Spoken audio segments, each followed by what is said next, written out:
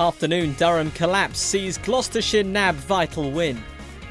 Both sides arrived at the college ground with a fair shout of walking away with victory. Thanks to a Kieran Noema Barnett 69 not out on day 3, Gloucestershire had set Durham 340 to win. The visitors would start the final day with all their wickets intact and another 305 runs needed to secure the win. Steele and Latham picked up where they'd left off the evening before as they patiently built the Durham total. With the openers creeping towards 100, it was Taylor on the spot to cut them short, his delivery seeing Latham caught behind by Roderick with the visitors 94 for 1.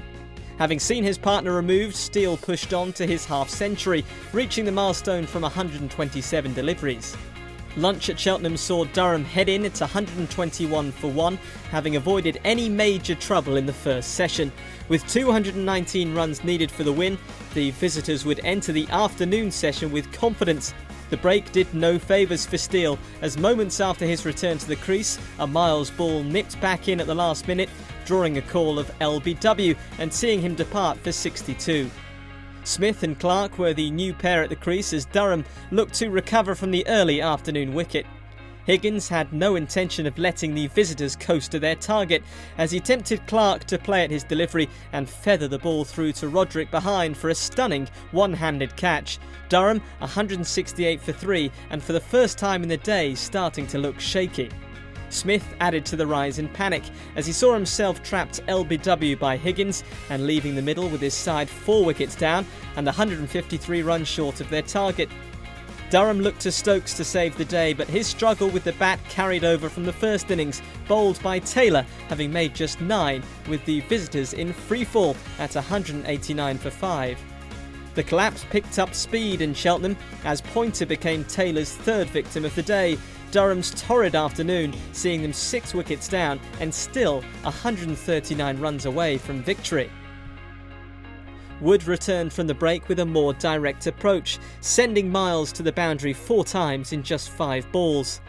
Having been knocked around by Wood, Miles decided to take his frustration out on Richardson, trapping him LBW and reducing Durham to 260 for 7, 80 runs short of the winning target.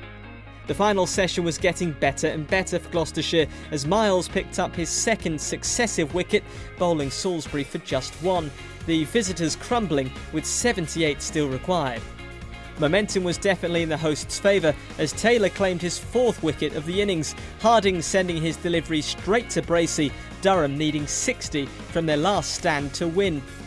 Staring defeat in the face, Wood continued to plough on, bringing up his 5th first-class half-century with a boundary.